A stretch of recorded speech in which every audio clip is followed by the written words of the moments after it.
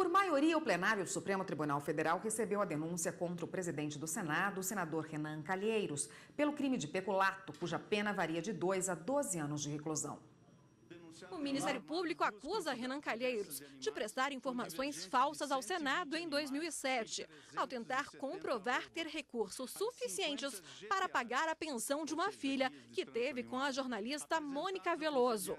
À época, havia suspeita de que a despesa era paga por um lobista da construtora Mendes Júnior. De modo a comprovar a capacidade financeira para custear as mencionadas despesas e a origem dos recursos utilizados para a realização dos pagamentos, apresentou diversos documentos. O laudo de 1726 de 2007 identificou inúmeras inconsistências na análise dos documentos apresentados pelo parlamentar. Entre elas, as guias de trânsito rural em número de 100 apresentam-se desvinculadas das notas fiscais de venda, o que impossibilitou aos peritos afirmarem que elas se referiam às notas fiscais apresentadas. Renan Calheiros também é acusado de destinar parte da verba indenizatória do Senado para uma locadora de veículos, que, segundo o Ministério Público, não prestou os serviços. A empresa teria feito diversos empréstimos ao senador, também usados para justificar sua renda. Para a defesa, não há indícios suficientes para se receber a denúncia. Denúncia que não descreve adequadamente o fato criminoso é denúncia inepta. E é evidente que ela não descreveu o fato com todas as circunstâncias. Votaram pelo recebimento da denúncia pelo crime de peculato o relator ministro Edson Fachin e os ministros Teori Zavascki, Luiz Roberto Barroso, Rosa Weber, Luiz Fux, Marco Aurélio, Celso de Mello e Carmen Lúcia.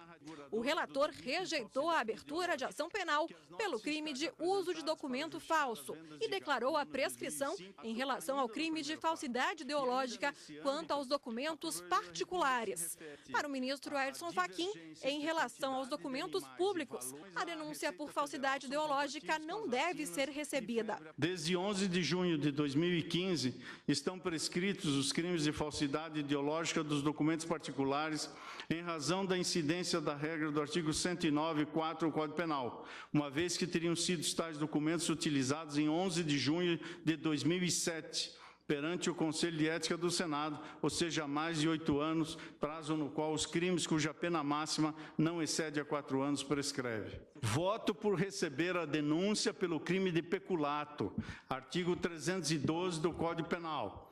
Voto por declarar extinta a punibilidade pela incidência da prescrição em relação aos crimes de falsidade ideológica e uso das notas fiscais de produtor, recibos de compra e venda de gado, declarações de imposto de renda pessoa física, contratos de mútuo e livre de atividade rural. E voto por rejeitar a denúncia quanto aos crimes de falsidade ideológica e uso das guias de trânsito animal e das declarações de vacinação contra a febre aftosa. Qualquer processo, especialmente para quem tem vida pública, é realmente algo grave, algo sério, um gravame que se impõe, mas também o Estado de Direito impõe a todos os que se submetem, particulares ou servidores públicos ou agentes públicos, a necessidade de que o Poder Judiciário cumpra o seu papel, que é de instado pelo Ministério Público, que no caso brasileiro é a instituição responsável com o dever de trazer a imputação. Não se pode abster, a não ser que haja a segurança da inocorrência dos fatos, de aceitar a denúncia. Os ministros Marco Aurélio, Rosa Weber e Luiz Roberto Barroso votaram pelo recebimento da denúncia em maior extensão. Eu considero que a denúncia é suficientemente clara. Acho que há elementos que não me parecem arbitrários nem desconectados da realidade, que permitem se prosseguir no processo para verificar a questão da falsidade ideológica e a questão do uso de documento falso, bem como a questão do peculato. Os ministros Ricardo Lewandowski, Gilmar Mendes e Dias Toffoli votaram pela rejeição total da denúncia. A acusação não pode resultar de um ato de fé ou de adivinhação do autor da ação penal. No caso concreto, extrair-se que houve a inexistência da prestação do serviço em razão da mera ausência de registro bancário de pagamentos, traduz além de insuficiência narrativa geradora de inépcia, uma ilação sem base empírica idônea, uma conjectura do órgão acusador. Em suma, vislumbra-se duplo fundamento para a rejeição da denúncia. Com a decisão, Renan Calheiros responderá à ação penal perante o Supremo pelo crime de peculato.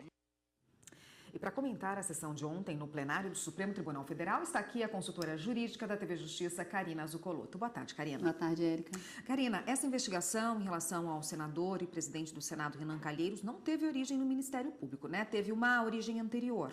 Exatamente. Tudo começa no Conselho de Ética e Decoro do próprio Senado da República, e por uma representação feita pelo PSOL, Partido Socialista e da Liberdade, justamente para apurar uma notícia de que aquele valor que é recebido pelo gabinete para custear as despesas do mandato estaria sendo utilizada de forma indevida para o pagamento da pensão alimentícia da filha do senador Renan Calheiros.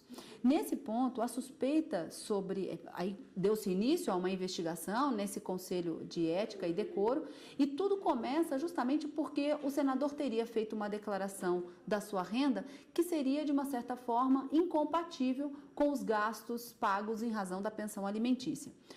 O senador teve a oportunidade de manifestar, de se defender dessas acusações, dizendo que todas as suas fontes e que ele teria recursos lícitos para cumprir com as suas obrigações, já que ele não contava apenas com os valores recebidos a título de subsídio do Senado Federal, enquanto senador da República, mas também da lucratividade de uma atividade pecuária, já que também criador de gado.